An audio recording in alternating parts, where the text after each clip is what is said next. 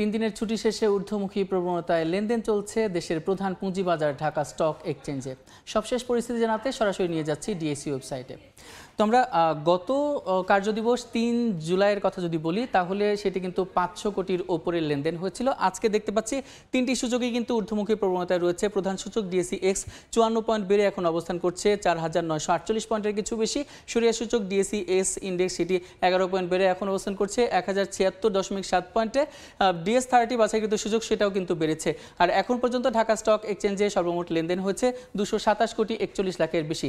যে কোম্পানিগুলো লেনদেন করেছে তার মধ্যে ২৪৯টি কোম্পানির শেয়ারের দাম বেড়েছে, ৬৭টি কোম্পানির শেয়ারের দাম কমেছে এবং দেখা যাচ্ছে যে ৬৭টি কোম্পানির শেয়ারের দাম এখন পর্যন্ত অপরিবর্তিত অবস্থায় রয়েছে।